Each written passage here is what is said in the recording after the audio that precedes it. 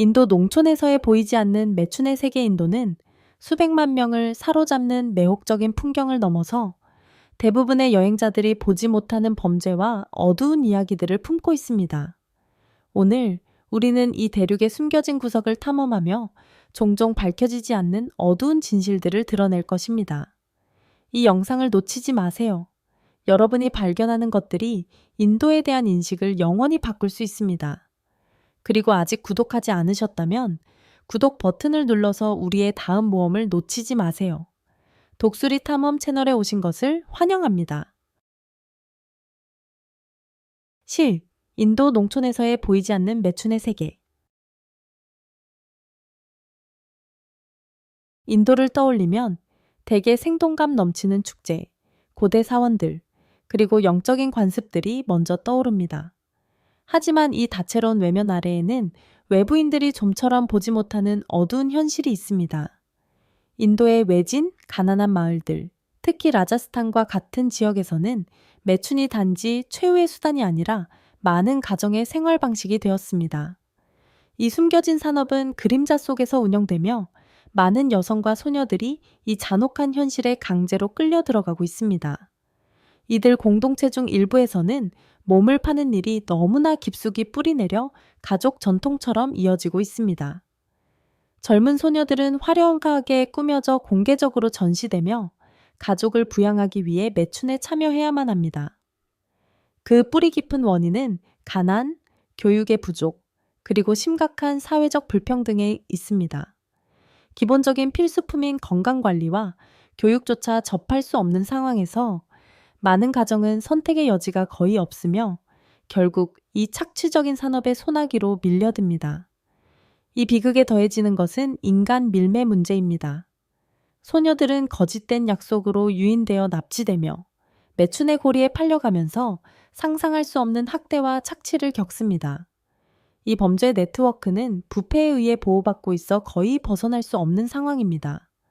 그럼에도 불구하고 이 여성들 중 많은 이들은 더 나은 미래를 위한 희망을 품고 있습니다.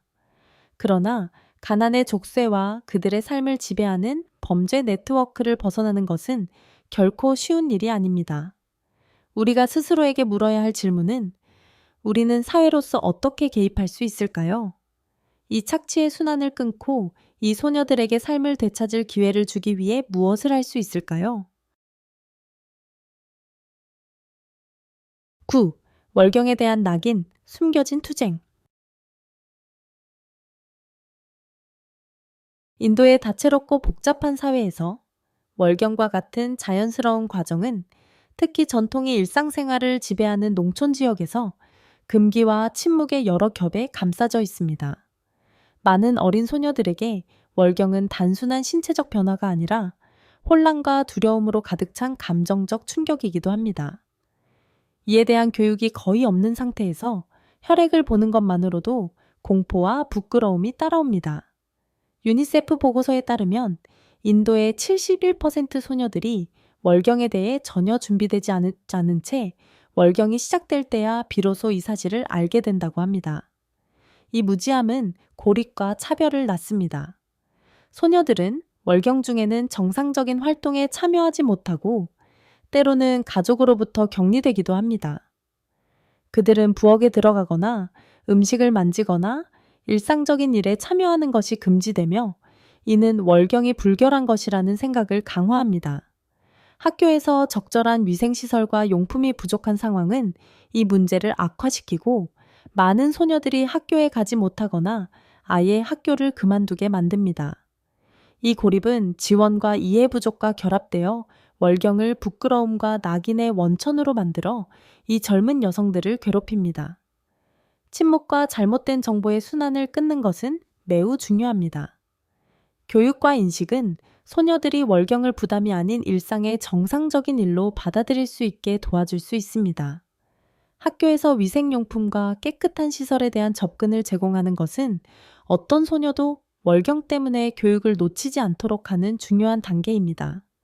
사회가 이러한 장벽을 허물기 시작하면 우리는 소녀들이 자신의 몸에서 일어나는 자연스러운 변화에도 불구하고 그들이 누구인지를 축하할 수 있는 환경을 만들 수 있습니다. 8. 인도의 화장지 논란. 인도의 개인 위생 접근법, 특히 화장실 사용과 관련해서는 서구의 규범과 상당히 다를 수 있습니다. 많은 인도인들, 특히 농촌 지역에서는 화장지를 사용하는 대신 물과 왼손을 사용하여 배변 후 청소를 합니다. 이는 인도 문화와 신념 체계에 깊이 뿌리내린 관습으로 많은 사람들이 화장지보다 더 위생적이고 효과적이라고 여깁니다. 왼손은 전통적으로 부정한 작업, 예를 들어 화장실 사용 후 청소와 같은 일에 사용되는 반면, 오른손은 음식 섭취나 종교의식을 수행하는 것과 같은 더 신성한 활동에 사용됩니다. 이 구별은 특히 위생시설이 부족한 지역에서 실질적인 영향을 미칩니다. 적절한 시설이 없는 지역에서는 손을 통한 세균 전파의 위험이 크게 증가하며 손을 통해 세균이 음식이나 다른 표면에 옮겨져 위장 질환 등 건강 문제를 일으킬 수 있습니다. 정부는 수백만 개의 화장실을 건설하는 등 위생 개선을 위한 노력을 해왔으며 긍정적인 영향을 미쳤습니다. 그러나 이렇게 깊게 뿌리내린 문화적 관습을 바꾸는 것은 도전적입니다. 많은 사람들은 화장지가 전통적인 방법에 비해 덜 철저하다고 생각하여 사용하는 것에 주저합니다. 위생 관해 등에 대한 논란은 계속되고 있으며 건강 전문가들은 질병 전파를 줄이면서도 문화적 전통을 존중하는 현대적인 방법에 대한 보다 넓은 수용을 촉구하고 있습니다. 7. 오염된 신성한 강, 겐지스 강. 겐지스 강은 인도의 영적 뼈대라고 불리며 수백만 사람들 사이에서 깊은 존경을 받고 있습니다. 이 강에서 목욕을 하면 죄를 씻고 영혼을 정화할 수 있다고 믿어지며 많은 인도인들의 영적 삶의 중심이 됩니다. 그러나 한때 청정했던 이 강은 2,500km에 걸쳐 흐르며 이제는 세계에서 가장 오염된 수로 중 하나로 비극적으로 변했습니다. 겐지스 강은 수백만 명의 사람들에게 음용수, 농업용수, 종교의식 등을 제공하며 생계를 유지하지만 이제는 산업폐수, 처리되지 않은 하수, 가정용 쓰레기로 가득 차 있습니다. 순례 시즌에는 수백만 명의 신도들이 이 강에서 목욕을 하며 신성한 정화 능력을 믿고 물속에 들어가지만 오염된 강물 속에서도 강에 대한 믿음은 여전히 흔들리지 않습니다. 겐지스 강은 매일 해로운 폐기물로 넘쳐나며 이를 의존하는 사람들에게 심각한 건강 위험을 초래합니다. 수십 년간 강을 청소하려는 노력은 제한적인 성과를 보였으며 이는 물리적 오염의 규모뿐만 아니라 오염된 물의 사용을 지속하는 깊게 뿌리내린 문화적, 종교적 신념에 의해서도 방해받고 있습니다. 이 환경 재앙을 해결하려면 기술적 해결책 이상의 것이 필요합니다. 이는 문화적 태도와 관습의 변화가 요구됩니다. 교육과 인식 제고는 사람들이 겐지스 강과 어떻게 상호작용할지에 대해 변화를 일으킬 수 있으며 이 신성한 강이 미래 세대들에게 다시 깨끗하고 순수하게 흐를 수 있도록 보장할 수 있습니다. 욥, 세계에서 가장 큰 슬럼가. 뭄바이의 중심에 자리 잡은 다라비는 아시아에서 가장 큰 슬럼가로 좁은 골목과 임시 거처 속에서 극심한 가난과 근면함이 공존하는 곳입니다. 이 넓은 지역은 2001제곱킬로미터에 불과하지만 100만 명이 넘는 사람들이 외부인이 이해하기 어려운 조건에서 살고 있습니다. 슬럼가의 과밀한 환경은 작은 협소한 주거 공간을 제공하며 주민들은 깨끗한 물과 적절한 위생시설과 같은 필수 서비스에 접근하는 것이 거의 불가능합니다. 공기에는 열린 하수의 악취가 가득하고 어린이들이 진흙으로 가득한 거리에서 뛰어노는 모습이 흔히 볼 수 있는 광경입니다. 그럼에도 불구하고 다라비는 경제 활동의 중심지로 활발하게 돌아가고 있습니다. 이곳에는 도자기, 섬유, 재활용, 가죽 생산에 이르는 수천 개의 소규모 산업이 있으며 매년 뭄바이 경제에 수백만 달러를 기여하고 있습니다. 이 산업들은 이 지역 사회의 생명선이 되어 어려운 생활 조건 속에서도 고용을 제공하고 목적 의식을 부여합니다. 하지만 다라비 주민들은 상당한 장애물에 직면해 있습니다. 깨끗한 물과 적절한 위생시설의 부족은 콜레라와 결핵 같은 질병의 발생을 초래합니다. 과밀한 주택 환경은 사생활을 거의 없애며 많은 가족들이 하나의 방에 함께 살고 있는데 이 방은 적절한 황이나 자연광이 부족합니다. 다라비의 경제적 활력과 열악한 주거 환경 간의 대조는 세계에서 가장 큰 슬럼가 중 하나에서의 삶의 복잡성을 잘 보여줍니다.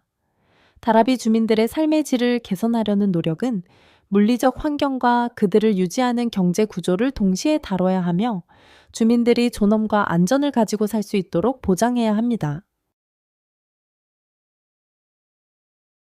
5. 노출된 의류의 대가. 전통과 현대가 자주 교차하는 나라에서 여성의 의류 문제는 중요한 전쟁터가 되었습니다. 인도의 도시 지역은 점점 서구 패션을 채택하고 있지만 이 변화는 보편적이지 않습니다. 많은 농촌 지역과 보수적인 지역에서는 여성의 의복이 단지 문화적 규범에 관한 문제가 아니라 안전의 중요한 요소로 여겨집니다. 불행히도 인도는 세계에서 여성과 아동에 대한 성폭력 발생률이 가장 높은 나라 중 하나입니다. 이러한 지역에서는 노출된 의류가 종종 원하지 않는 접근이나 더 나쁜 상황을 초래하는 것으로 여겨지며 이는 폭력의 근본적인 원인을 해결하기보다는 피해자에게 잘못된 비난을 덧씌우는 깊은 문화적 편견을 반영합니다.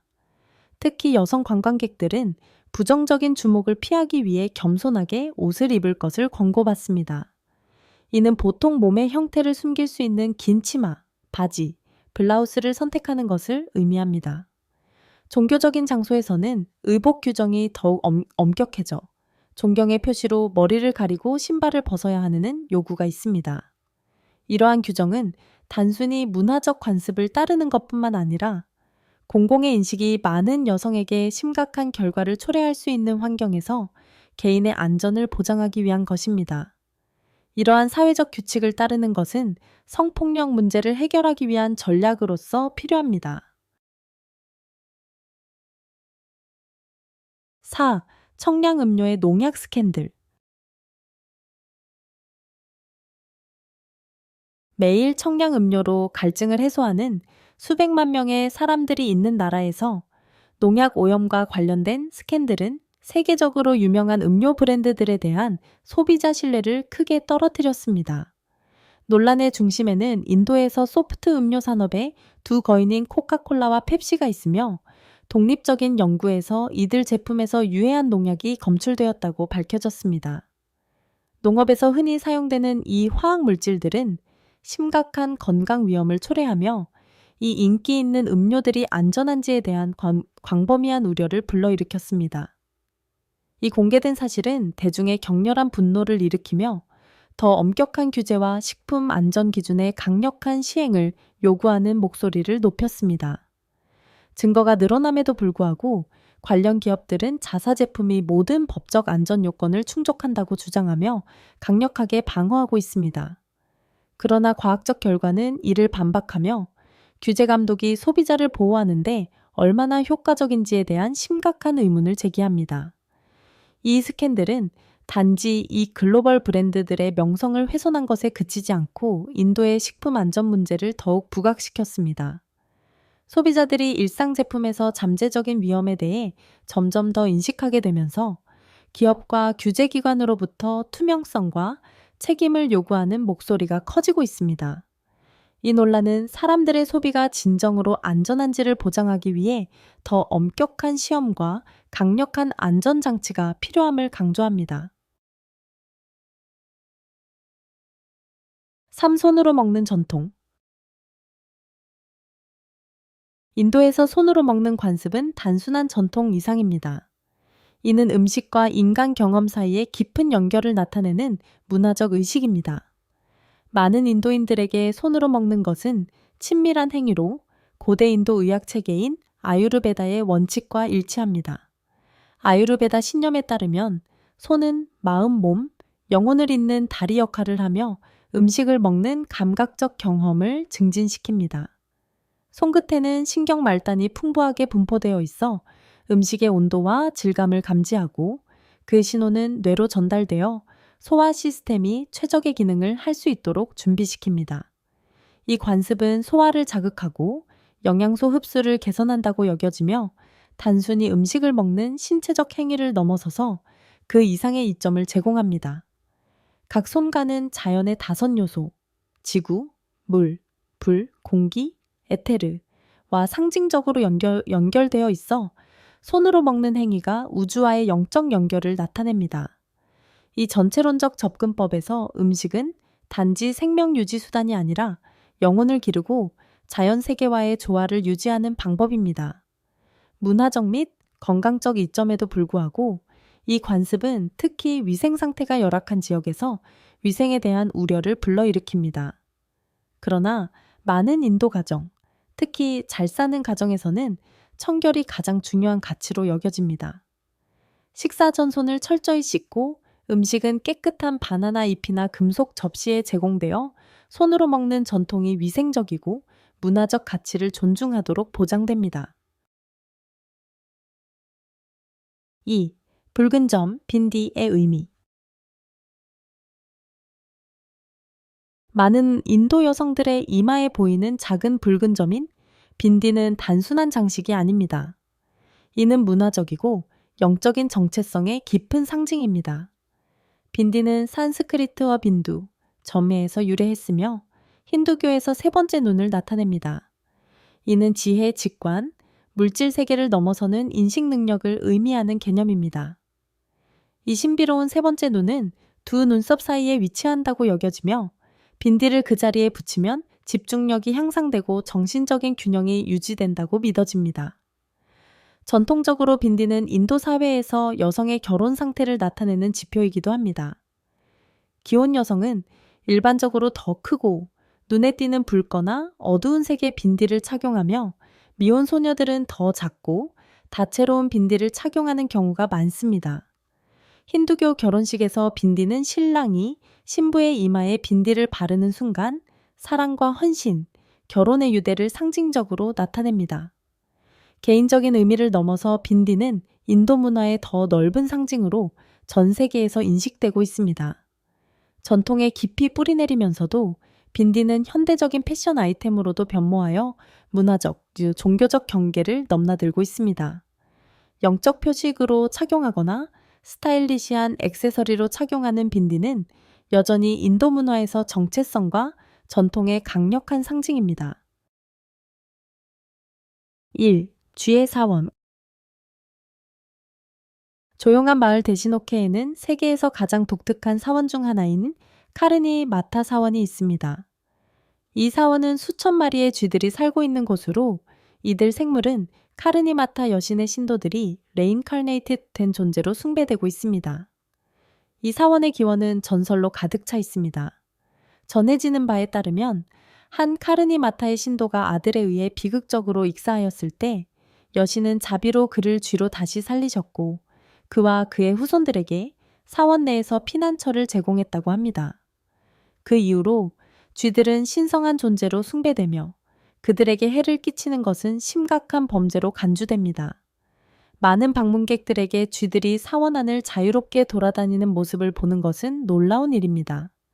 이 신성한 생물들은 두려움 없이 사원 안을 돌아다니며 동상 위로 기어 올라가거나 신도들과 함께 공동의 제물에서 음식을 먹습니다. 쥐들에게 음식을 주는 것은 단순한 친절한 행동이 아니라 카르니 마타 여신에게 축복을 받는 영적 의식으로 여겨집니다. 방문객들은 종종 사원 내부를 맨발로 걷는데 이는 이 땅의 신성함에 대한 존경의 표시입니다. 많은 쥐들이 존재하는 것이 이례적이고 일부에게는 불편할 수도 있지만 이 사원은 인도 문화 속 깊고 다양한 영적 관습들이 얽혀있는 강력한 상징으로 존재합니다. 인도는 결코 놀라움을 멈추지 않는 나라로 각 구석마다 새로운 이야기와 모순, 경이로움을 드러냅니다. 고대 전통이 현대의 빠른 생활 속에서 살아 숨쉬며 복잡하면서도 아름다운 경험들의 이야기를 엮어냅니다. 인도의 분주한 도시 속 숨겨진 그림자와 수세기 동안 지속된 신성한 의식들, 그리고 그 이면에 숨겨진 진실들을 탐험하면서 우리는 그 나라의 매력을 느낄 수 있습니다. 그러나 이것은 인도의 방대한 세계에 대한 단지 일부분일 뿐입니다. 아직 벗겨지지 않은 많은 층이 존재하며 그 안에는 더 많은 것이 기다리고 있습니다. 인도에 대해 놀라운 점이나 영감을 받은 부분이 있나요? 여러분의 생각과 경험을 댓글로 나누어 주세요. 우리는 여러분의 이야기를 듣고 싶습니다. 이 여행이 궁금증을 자극했다면 여기서 멈추지 마세요. 독수리 탐험 채널을 구독하고 공유하여 세상에서 가장 매혹적인 장소들을 더 깊이 탐험해 봅시다. 함께 발견의 정신을 계속 이어가요.